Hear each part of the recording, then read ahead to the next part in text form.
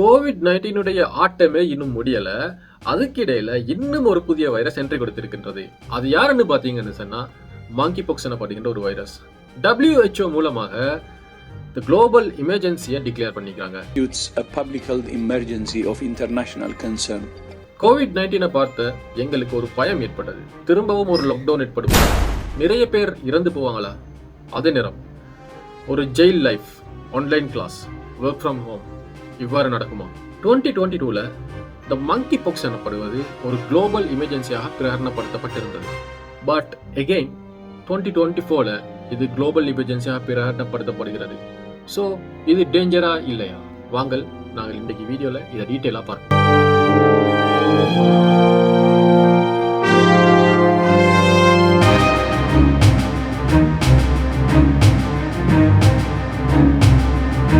Hello friends, 1958ல டென்மார்க்ல research பர்பஸுக்காக வைக்கப்பட்டிருந்த மங்கீஸ்ல ஒரு disease பரவியது.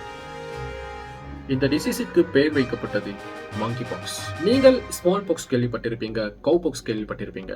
இதே போன்ற ஒரு வைரஸ் தான் இந்த மங்கி பாக்ஸ். 1970ல முதலாவது human case 9 month old boy ஒன்றுல கொங்கோல கண்டுபிடிக்கப்பட்டது. இது கொங்கோ ரெயின் ஃபாரஸ்ட் ஏரியாவில். பட் 1970 to 1980ல் இது ஸ்ப்ரெட் ஆகவில்லை. வெரி ரேராக இருந்தது. அதன் பின் சென்ட்ரல் அண்ட் ஈஸ்ட் ஆப்பிரிக்காவில அனிமல்ஸுடன் அதிகமாக கண்டக்டாக இருக்கிறவர்களுக்கு இந்த மங்கி பாக்ஸ் பரவ ஆரம்பித்தது. 2023ல இது ஆப்பிரிக்காவையும் தாண்டி அமெரிக்காவில் பரவ ஆரம்பித்தது. ஏனென்றால் அமெரிக்கா கானாவிலிருந்து இன்ஃபெக்டட் அனிமல்ஸை இம்போர்ட் பண்ணியது. ஸ்பெஷலாக பிரேரியே டாக்ஸ். இது பெட்ஸாக விற்பனை செய்யப்பட்ட போது இதிலிருந்து ஹியூமனுக்கு பரவியது. இதன் போது 70 இன்ஃபெக்டட் கேசஸ் ரிப்போர்ட் ஆகியது. இதற்கு பின்னர் இதை பற்றி பேசியது 2017 and 2019ல தான். இது நைஜீரியாவிலே பரவியது. இங்கு அதிகமானவர்கள் இன்ஃபெக்ட் ஆகினார்கள். 100க்கும் அதிகமானவர்கள் இன்ஃபெக்ட் ஆகினார்கள் என்று கூற முடியும். குளோபல் அவுட் பிரேக் ஆரம்பித்தது 2022ல். இந்த நேரத்தில் இது ஆப்பிரிக்கா, யூரோப், நார்த் அமெரிக்காவில் பரவியது. முக்கியமான விடயம் என்னவென்றால் இது ஹோமோசெக்சுவல் மக்களிடையே பரம்ப ஆரம்பித்தது. இதன் பின்னர் இது கன்சர்ன் ஆஃப் செக்ஷுவல் டிரான்ஸ்மிஷன் ஆராயப்பட்டது. இதனால் ஜூன் 2022ல் வேர்ல்ட் ஹெல்த் ஆர்கனைசேஷன் மூலமாக மங்கி பாக்ஸை public health emergency of international concern என அறிவித்தது. இதே போன்ற சேம் அறிவிப்பு கோவிட்-19 அண்ட் இபோலா பரவிய நேரத்திலே கொடுக்கப்பட்டது.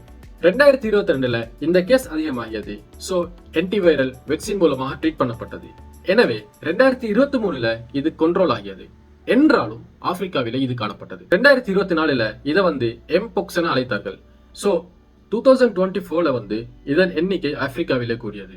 அதே நேரத்தில் கென்யா, ருவண்டா, உகண்டா ஆகிய ஏரியாஸ்ல அதிகரிச்சது. அதோட இது எவ்வாறு ஸ்ப்ரெட் ஆகும் என்பதும் மானிட்டர் பண்ணப்பட்டது. At the same time United State, United Kingdom and ஜெர்மனியிலும் இது ரிப்போர்ட் ஆகியது. But still under control. But 14th August 2024 இது public health emergency of international கன்சர்னாக பிரகடனப்படுத்தப்பட்டது. ஸோ மங்கி பாக்ஸ் இது டேஞ்சரா? இது ஸ்மால் பாக்ஸ் போன்ற ஒரு DNA வைரஸ். இது ஓத்தோபாக்ஸ் வைரஸ் ஃபேமிலியின் வைரஸ் என கூறுகிறார்கள். பேசிக்காக இது 2 types, clade 1 and clade 2. clade 1 dangerous. இது சென்ட்ரல் ஆப்பிரிக்கா, கொங்கோ பேசிக் கிளேட். இதன் இறப்பு வீதம் அதிகம், கிட்டத்தட்ட 3 to 10%. அதே நேரம் ஹியூமன் டு ஹியூமன் இது டிரான்ஸ்மிஷன் கூடுதலாக காணப்படும். But clade 2 west Africa Glade, இது டேஞ்சர் குறைவு, ஹியூமன் டு ஹியூமன் டிரான்ஸ்மிஷனும் குறைவு. பேசிக்கலி இந்த clade 2 clade 2A, clade 2B என பிரிக்கப்படுகிறது. 2022ல ஸ்ப்ரெட் ஆகியது clade 2B. 2024லும் மோஸ்ட்லி clade 2B தான் ஸ்ப்ரெட் ஆகிறது. பட் சம் ஏரியால clade 1ம் ஸ்ப்ரெட் ஆகிறது. இது எவ்வாறு ஸ்ப்ரெட் ஆகிறது அப்படின்னு பாத்தீங்களா நண்பர்களே? Person to person, touching, kissing, sexual contact மூலமாக. அதே போல இன்ஃபெக்டட் அனிமல்ஸ் மூலமாக இறைச்சி சாப்பிடுவது, அதன் தோலை பயன்படுத்துவது. மேலும் கண்டமினேட்டட் க்ளோத்ஸ், அதாவது இந்த இன்ஃபெக்டட் ஆகின ஒருவர் யூஸ் பண்ணின க்ளோத்ஸ் மூலமாக பரவலாம். அதாவது டவல், நீடில்ஸ், இதன் மூலமாக கூட பரவுவதற்கான சான்சஸ் இருக்கின்றது. முக்கியமாக பிரெக்னன்ட் மதரில் மதர் டு சைல்டு போவதற்கான சான்சஸ் காணப்படுகிறது. ஸோ மங்கி பாக்ஸ் ஒருவருக்கு வந்தால் அவருக்கு எவ்வாறான சிம்டம்ஸ் எல்லாம் வரும் அப்படின்னு பார்த்தீங்கன்னு சொன்னா, இவருக்கு ஒரு ரேஷ் காணப்படும். அந்த ரேஷ் 2 to 4 weeks இருக்கும். இது ஃபேஸ், பாம், ஹேண்ட்ஸ், சோல், இந்த ஃபுட் சோல் இருக்குதானே அதில் இருக்கும். க்ரோயின், ஜெனிட்டாலியால காணப்படும். அதே நேரத்தில் காய்ச்சல், தலைவலி, பாடி பெயின், லோ எனர்ஜி, அதோட லிம்ப் நோட் பெரிதாக காணப்படும். ஸோ யாருக்காவது மங்கி பாக்ஸ் வந்திருக்கிறதா இல்லையா என்று பார்க்கணும் அப்படின்னு சொன்னா இந்த ரேஷ் அல்லது இந்த பிளிஸ்டரில் இருந்து சாம்பிள்ஸ் எடுத்து பிசிஆர் பண்ணி வைரஸ் இருக்கிறதா இல்லை என்பதை கண்டுபிடிக்கலாம். ஸோ இப்போ உங்களுக்கு இருக்கிற பிரச்சனை என்னன்னு பார்த்தீங்கன்னு சொன்னா இதுவும் ஒரு ஸ்ப்ரெட் ஆகக்கூடிய வைரஸ். ஸோ இதுக்கு குவாரண்டைன் வைக்கணுமா தேவையில்லையா? COVID-19க்கு எவ்வாறு ரெஸ்ட்ரிக்ஷன் மெயின்டைன் பண்ணப்பட்டதோ அது போன்ற ரெஸ்ட்ரிக்ஷன் மெயின்டைன் பண்ணப்படுமா இல்லையா அப்படின்ற பிரச்சனை இருக்கிறது. இது COVID-19 போன்ற ஒரு வீரியமான வைரஸ் இல்லை. ஸோ இதற்கு குவாரண்டைன்ஸ் எல்லாம் COVID-19க்கு வைக்கின்ற மாதிரி குவாரண்டைன்ஸ் எல்லாம் வைக்க தேவையில்லை. உண்மையிலே இதனை தவிர்க்கிறதுக்கு ஏராளமான மெத்தட்ஸ் இருக்கிறது.